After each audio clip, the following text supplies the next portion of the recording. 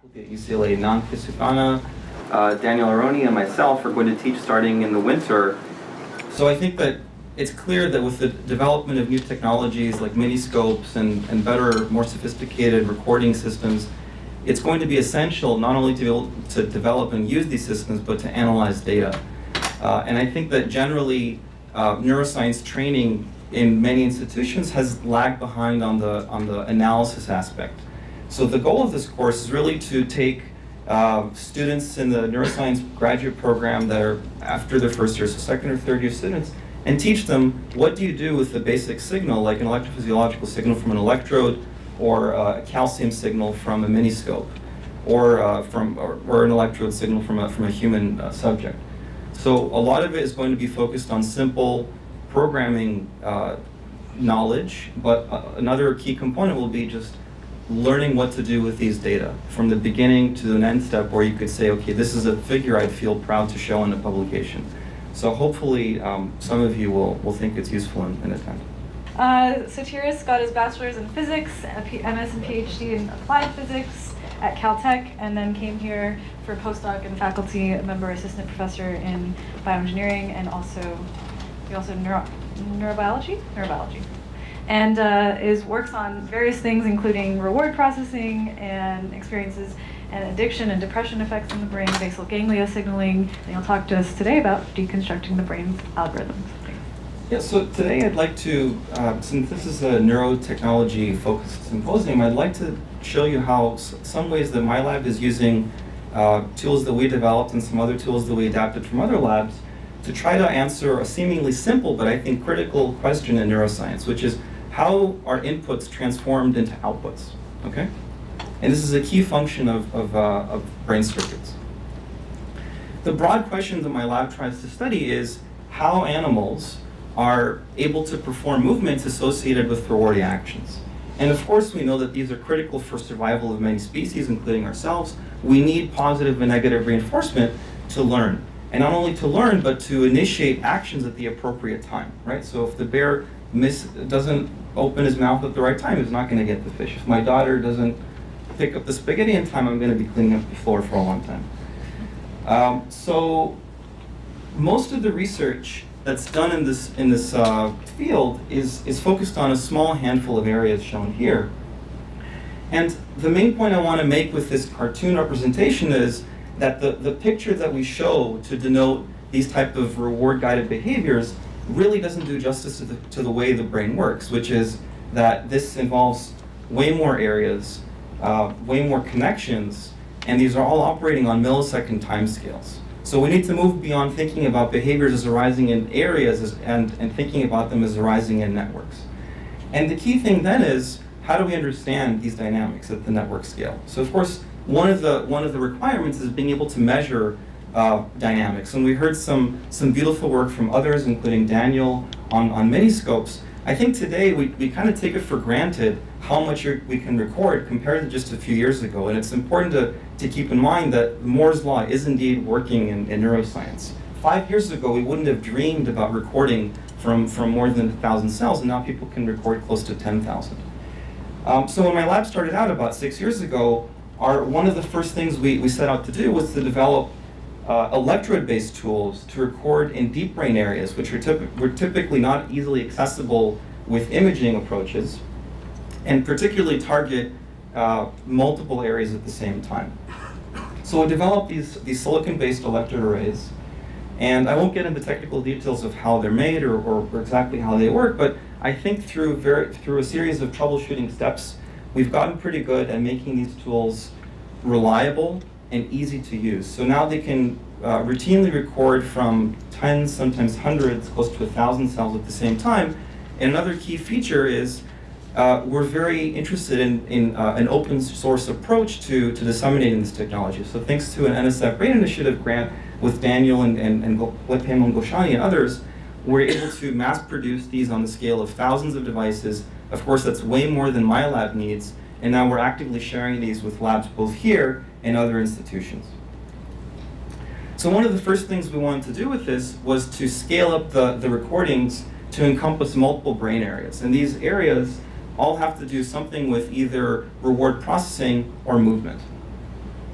And then we performed recordings in head-fixed mice that we trained on a simple task, which is Pavlovian reward conditioning, where an olfactory cue is paired continuously with a sweetened milk reward. And over hundreds of these pairings, we monitor the animal's performance in the form of licking. And we see this very dramatic shift in its behavior depicted on the bottom. So this is a lick raster plot. Each dot is basically a tongue protrusion that the animal makes to a little tube that delivers the milk.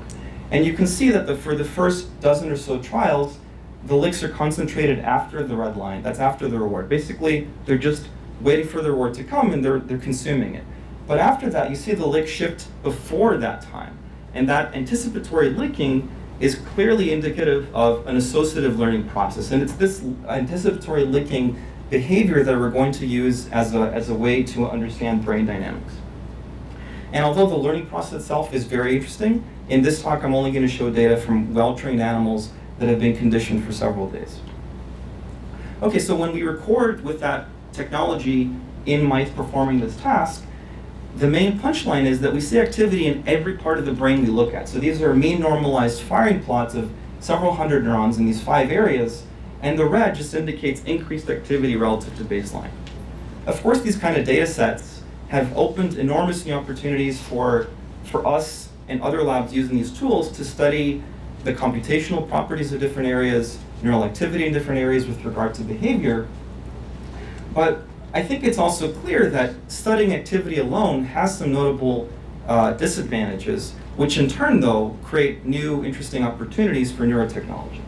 Okay, so one question that this activity raises is it important for anything in the animal, for behavior?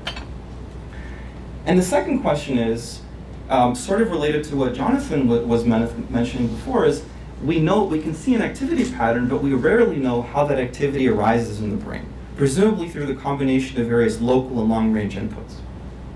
So today I'd like to share a quick story of how we're tackling these two questions in a brain area, the striatum, which is sort of, you can think of it as an information processing hub that collects signals about cues, movements, and rewards. And it's also implicated in a very wide range of disorders, from addiction, Parkinson's disease, depression, autism, and others. So the good news is that we already have recorded in this area for many years, so we have a pretty good picture of what activity looks like when everything is working normally. And we're going to try to now deconstruct this activity. So the striatum gets input from many areas, as I said before. The two main sources of glutamate, or excitatory projections, are from the cortex and thalamus. And these are histological reconstructions showing the projections from these two areas that we chose. One is the secondary motor cortex, M2, and another is the ipsilateral or parafascicular thalamic nucleus. I'm just going to call them M2 or PF. And when we look at where these projections overlap, you see the orange that indicates overlap is concentrated in the lateral part of the striatum. So what's a reasonable guess? That in that part of the striatum, both the M2 and PF are somehow contributing to the activity that we would record with an electrode. So before we look at that, we just want to first establish whether this area has anything to do with the task I mentioned, with licking. So the striatum has two well-known outputs via the direct and indirect pathway that are controlling movement. So we individually targeted these pathways with excitatory opsins. So we basically performed optogenetic manipulations in animals, transgenic animals, to basically turn one of these pathways on and see what that does to behavior. So we train up animals on the task, and then we presented a laser to increase either the direct or indirect pathway activity in this time period denoted by the green bar right before the reward appears. So this is when animals are normally performing these anticipatory licks. And we find that when we activate the direct pathway, or D1 neurons, we shift the licking earlier in time. So animals lick sooner. And when we activate the indirect pathway, the licking shifts in the opposite direction, animals lick later.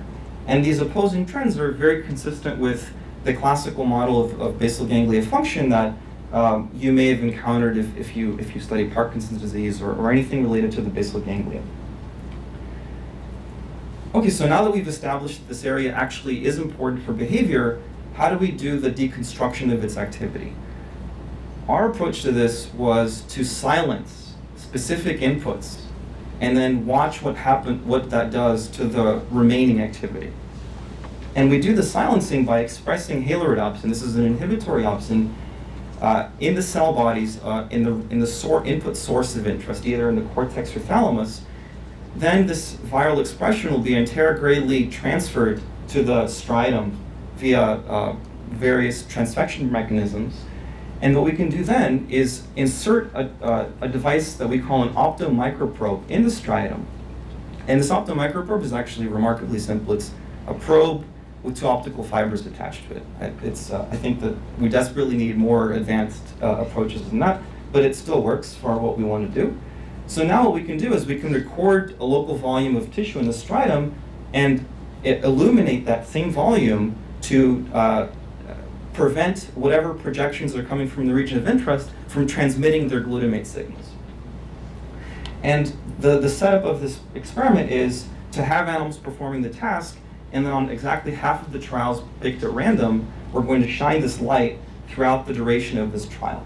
And we're going to be looking at what changes in activity, and presumably the difference in activity reflects the contribution of that input. And in this talk, I'm going to refer to one particular measure called the suppression factor. And this is just the fractional change in firing rate between the laser off and laser on trial. So, for example, a suppression factor of 1 would mean the cell is completely shut down by the laser. 0 would mean there's no effect, and values in between mean there's a partial inhibition. Okay, so we're going to be looking at the activity of medium spiny projection neurons. These are the main cells coming out of the striatum. And you can see that clearly turning a laser on reduces activity of many of these cells, as you would expect, because we're removing a source of glutamate. And there's a wide range of these values that we see for all the inputs that we study, so both in the cortex and thalamus.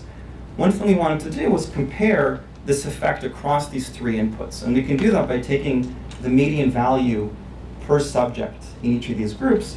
And interestingly, we find that the cortex and thalamus have a remarkably similar contribution. About 38% of all the activity comes from each of these inputs.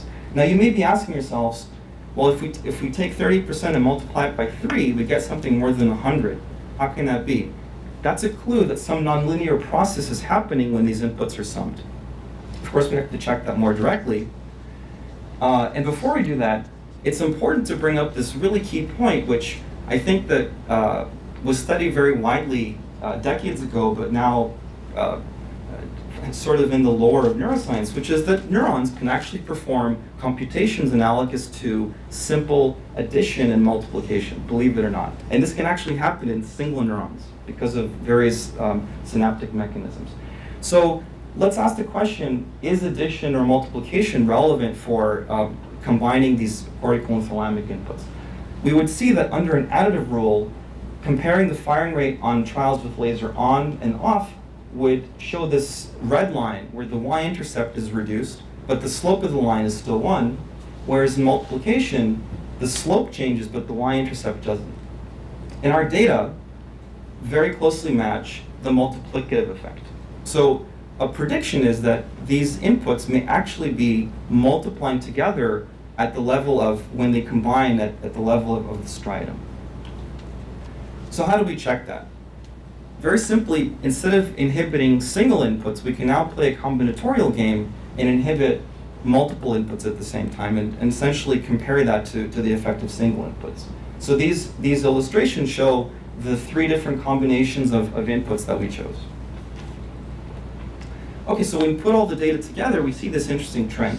The suppression factor clearly gets higher as we take out more inputs. But it's also very clear that this effect is not scaling linearly. So initially we have 38%, 64, 72. So again, this is evidence of some nonlinear process. But I think the final test is really, is it still a sublinear addition or is it multiplication? So again, under an additive effect, if we take out more inputs, we would expect the y-intercept to change. But under a multiplicative effect, if we take out more inputs, the slope or the gain of this curve should change. And lo and behold, we'll find a very significant effect on the slope, but none on the y-intercept. So putting all this together, we have evidence for excitatory inputs in the striatum combining, summing together, not via addition, which is the conventionally thought mechanism, but via multiplication. So, okay, we did all this work to prove basically a simple mathematical operation, which is almost embarrassing, right? Why should we care if it's addition or multiplication? The short answer is because they have very different implications for computation and signal processing, as you can probably imagine. With addition, essentially each input would contribute to a fraction of the total. And you can think of each input as operating independently of all the others. But this is not at all the case with multiplication, because now each input is effectively amplifying or regulating the gain of every single other input. And that has some potential pros and some cons. One advantage that's been discussed is that this is actually a way of implementing something analogous to Boolean logic, AND gates, which are of course essential components in digital computers. Maybe they're also essential components in parts of the brain. A potential downside, if you think about it, is that under multiplication, even a single rogue input that goes awry because of some disorder can now have a disproportionately large effect on the total output coming out of the striatum. So I think that this rule, this mathematical operation, has relevance in both health and disease. So in closing, I'd like to thank members of my lab, our rotation students, former lab members, and collaborators who made this and other work possible. And one thing I want to emphasize is that most of the work I showed you was done by an engineer. He is a biotechnologist who joined my lab as a postdoc and basically learned everything, optogenetics recordings, on the fly. I've had other people from the graduate program, the bioengineering graduate program come. Of course, I've had other students from the neuroscience program. But if you're interested in working in an environment that's sort of at the intersection of neuroscience and engineering, yeah, please give me a call. Thank you very much.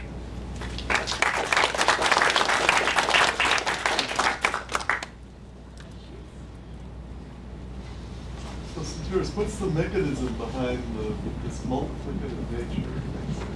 Yeah, good question. We didn't really get at the mechanism. I can tell you in broad strokes that people think, for instance, inhibition can have a multiplicative effect or divisive effect because it can form a shunting circuit at the neuron. Other mechanisms are nonlinearities in various types of receptors. Any nonlinearity can theoretically produce multiplication or something like multiplication. This is all single neuron effects. Much more unexplored is whether network effects, for instance, an interneuron communicating with another neuron, can produce this multiplication. I think that's a wide open area.